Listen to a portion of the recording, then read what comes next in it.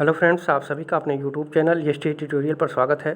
Friends, हम सब मनोविज्ञान के टॉप 30 क्वेश्चन आंसर को देखेंगे जो आपके सभी exam C TET, UP TET, super TET, KVS सभी परीक्षाओं के लिए काफ़ी हेल्पफुल साबित होगा। तो फ्रेंड्स, वीडियो को शुरू से लेकर अंत तक जरूर देखिएगा। यदि वीडियो अच्छा लगे तो चैनल को सब्सक्राइब और लाइक जरूर कीजिएगा। पहला प्रश्न है, समावेशी शिक्षा खाली जगह है किस सिद्धांत पर आधारित है? तो समावेशी शिक्षा जो होता है वो समता एवं समान अवसर के सिद्धांत पर आधारित होता है। ठीक है, समावेशी शिक्षा का अर्थ होता है सभी विद्यार्थियों को जो है समान शिक्षा के अवसर जो है प्रदान करना है। इस शिक्षा में सभी बच्चों को समान रूप से जो है शिक्षा प्रदान की जाती है। तो ऑप्शन नंबर डी आपका सही हो जाएगा। दूसरा नंबर प्रश्न है, दिव्यांगजन अधिकार अधिनियम किस वर्ष लागू किया गया था? तो दिव्यांगजन अधिनियम जो बनाया गया था वो जो है 2016 में बनाया गया था। ऑप्शन नंबर बी आपका सही हो जाएगा। तीसरा नंबर प्रश्न है, व्यक्तिगत विविधताओं वाले बच्चों को पढ़ाने के लिए ऐसे विद्यालय होने चाहिए जहां शिक्षक आपका डी ऑप्शन देख लीजिए, वहाँ का शिक्षक जो है विविध अधिगम आवश्यकताओं के अनुसार विभिन्न शिक्षण अधिगम प्रविधियों का प्रयोग करने में प्रशिक्षित हो। तो ऑप्शन नंबर डी आपका सही हो जाएगा। चौथा नंबर प्रश्न है, निःशुल्क एवं अनिवार्य बाल शिक्षा अधिकार अधिनियम 2009 दिव्यांग बच्चों की निःशुल्क शिक्षा के अधिकार को सुनिश्चित करता है। तो ये सुनिश्चित करता है आपका 6 से 18 वर्ष तक के बच्चों के लिए। ठीक है, तो ऑप्शन नंबर आपका सी सही हो जाएगा। पांचवा नंबर प्रश्न है, विविध अधिगमकर्ताओं के लिए सुगम्य स्वरूपों में शिक्षण अधिगम सामग्रियां प्रदान करने का तात्पर्य किससे है? तो सही उत्तर हो जाएगा आपका ऑप्शन नंबर बी, अधिगम की सार्वभौमिक संरचना। ठीक है, जो विविध अधिगमकर्ताओं के लिए सुगम्य स्वरूपों में शिक्षण अधिगम सामग्रियां जो है प्रदान करने का तात्पर्य होता है वो अधिगम की सार्वभौमिक संरचना से इसका तात्पर्य रहता है। छठवां नंबर प्रश्न है, स्व जागरूकता एवं संज्ञानात्मक क्षमताओं का नियंत्रण जैसे योजना बनाना, समीक्षा करना और संशोधन करना इत्यादि जो है किसमें ये अंतर्निहित है? तो सही उत्तर हो जाएगा आपका ऑप्शन नंबर डी, संज्ञान बोध में। ठीक है, संज्ञान बोध में ये अंतर्निहित है। सातवां नंबर प्रश्न है, जब बच्चे प्राप्त की गई सूचनाओं की व्याख्या करने के लिए अपने अनुभवों के आधार पर सोचते हैं तो उसे क्या कहते हैं? तो उसे जो कहते हैं वो मूर्त सोच हो जाता है। ठीक है, वो मूर्त सोच होता है। जैसे अगर कहा जाए किसी रचना में काल्पनिक रूप या चित्र का निर्माण करने की जो प्रक्रिया होती है, कल्पना करने की जो प्रक्रिया होती है, तो वो मूर्त रूप कहलाती है। तो ऑप्शन नंबर बी आपका सही हो जाएगा। आठवां नंबर प्रश्न है, अधिगमकर्ताओं को व्यक्तिगत क्षमता के आधार पर उनकी कठिनाइयों के विभिन्न स्तरों को ध्यान में रखते हुए पढ़ाने की विधि क्या कहा जाता है? तो ऑप्शन नंबर सी आपका सही हो जाएगा, उसे विभेदी अनुदेशन कहा जाता है। तो ऑप्शन नंबर डी सी सही हो जाएगा। नौवां प्रश्न है, प्रतिपालन अधिगम का एक विशिष्ट चरण है जो अधिगम के किस चरण का पूर्ववर्ती है? तो ये अधिगम के जो है सामान्यीकरण के पूर्ववर्ती होता है। ठीक है, तो ऑप्शन नंबर बी आपका सही हो जाएगा। 10वां नंबर प्रश्न है, जेजोंग का यह मानना है कि संज्ञान और भाव होते हैं तो कैसे होते हैं? तो उनका मानना था कि जो संज्ञान होता है और भाव होता है वो पूर्ण रूप से स्वतंत्र होता है। तो ऑप्शन नंबर डी आपका सही हो जाएगा। 11 नंबर प्रश्न है, पहले से सीखे हुए कार्यों में सुधार लाने के लिए शिक्षक बच्चों को प्रदर्शन देकर सिखा रहा है, वह शिक्षण की किस विधि का प्रयोग कर रहा है? तो सही उत्तर हो जाएगा आपका ऑप्शन नंबर बी, प्रतिरूपण विधि का प्रयोग कर रहा है। 12वां नंबर प्रश्न है, मैन और जैनिस के अनुसार निर्णय लेने वाले बच्चे समस्या का विश्लेषण करते हैं, विकल्पों की सूची बनाते हैं और इसके फायदे और नुकसान के प्रत्येक पहलू पर विचार करते हैं, उसका व्यवहार प्रस्तुत करता है। कौन सा व्यवहार उसका प्रस्तुत कर रहा है यहाँ पे?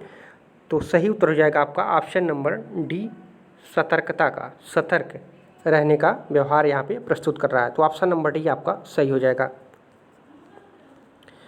13 नंबर प्रश्न है, एक समस्या सुधारक बच्चा खाली जगह है विचार के आधार पर कथनों की सच्चाई या संभावना का मूल्यांकन करता है।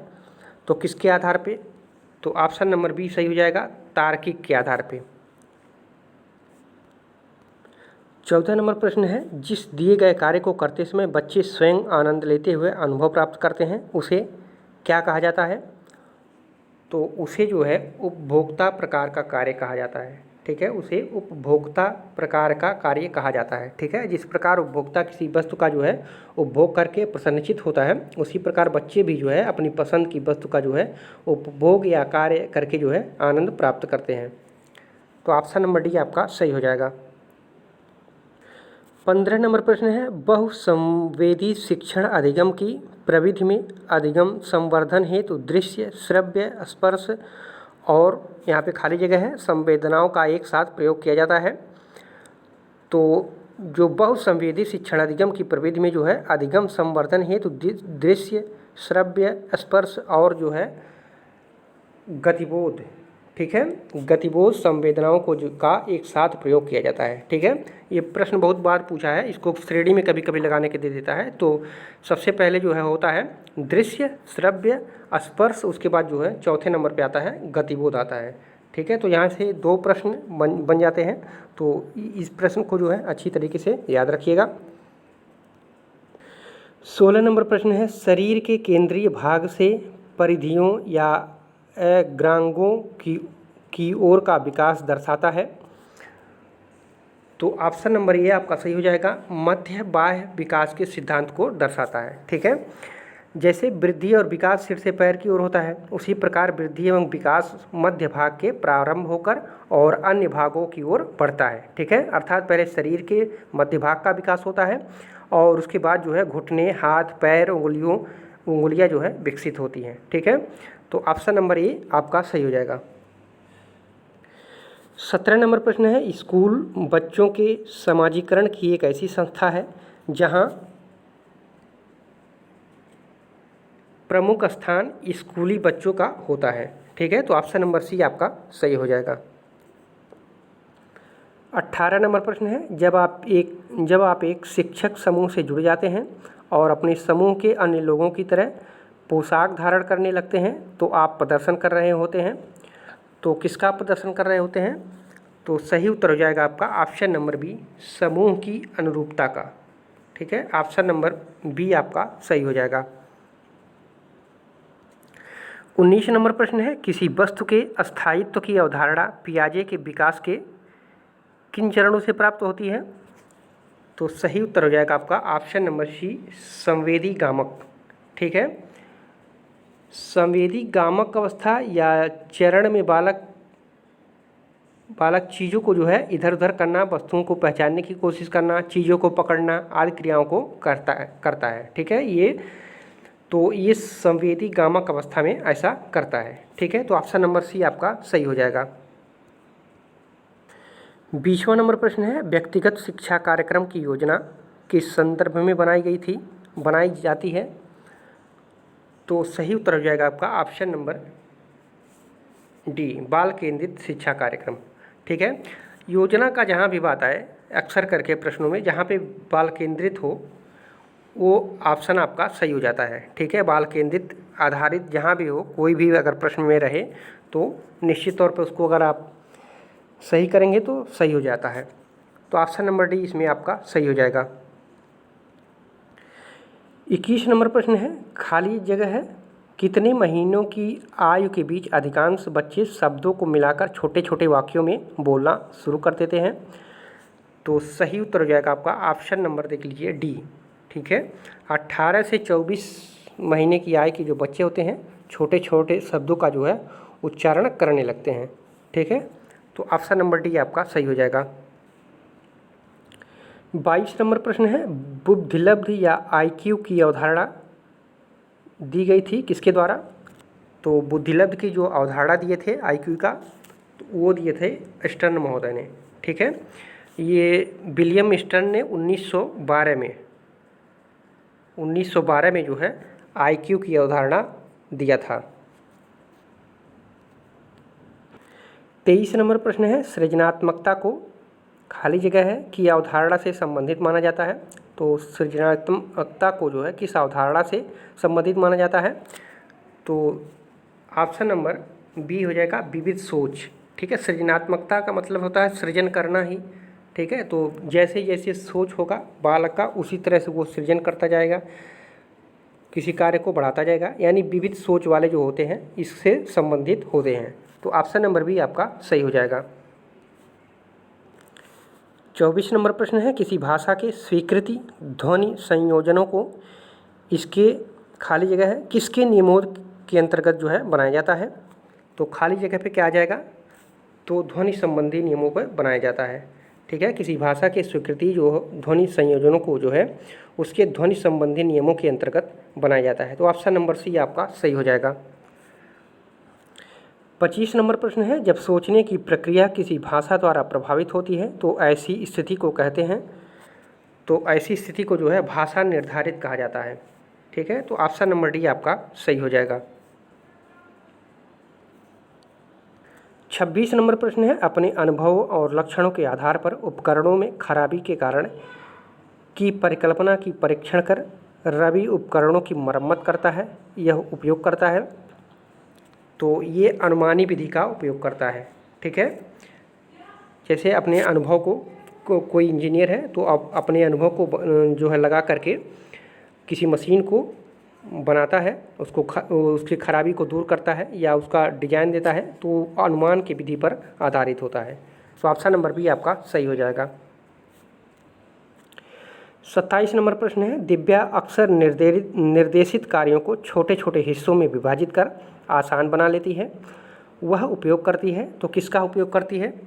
तो सही उत्तर हो जाएगा आपका ऑप्शन नंबर ए, उपलक्ष्य विश्लेषण विधि का। ठीक है, तो ऑप्शन नंबर ए आपका सही हो जाएगा। 28 नंबर प्रश्न है, पुरुष और महिला की भूमिकाओं का निर्धारण समाज करता है, यह कथन बताता है कि। तो यह कथन बताता है लैंगिकता एक सामाजिक अवतरण है। ठीक है, तो ऑप्शन नंबर बी आपका सही हो जाएगा। 29 नंबर प्रश्न है, ग्रेडिंग, कोडिंग, अंकन और क्रेडिट संचय प्रणालियाँ जो है किसके उदाहरण है। तो ये जो ग्रेडिंग होता है, कोडिंग, अंकन, क्रेडिट होता है, ये अधिगमकर्ताओं की उपलब्धियों के आकलन की जो है गणन विधि है। ठीक है, इसका उदाहरण प्रस्तुत करता है। तो ऑप्शन नंबर बी आपका सही हो जाएगा। 30वां नंबर प्रश्न है और अंतिम प्रश्न होगा आज का, अधिगमकर्ताओं की उपलब्धि का आकलन शिक्षकों की सहायता करता है। तो शिक्षकों की सहायता करता है कि किसमें करता है। तो सही उत्तर हो जाएगा आपका ऑप्शन नंबर डी, शिक्षण अधिगम विधियों की प्रभावशीलता का मूल्यांकन करने में। ठीक है, तो इसमें जो है ये शिक्षकों का सहायता करता है। तो ऑप्शन नंबर डी आपका सही हो जाएगा। तो फ्रेंड्स, ये रहे महत्वपूर्ण 30 प्रश्न। अगर वीडियो अच्छा लगा हो तो चैनल को सब्सक्राइब, लाइक और अपने दोस्तों में शेयर जरूर कीजिएगा। पूरा वीडियो देखने के लिए आप सभी को धन्यवाद।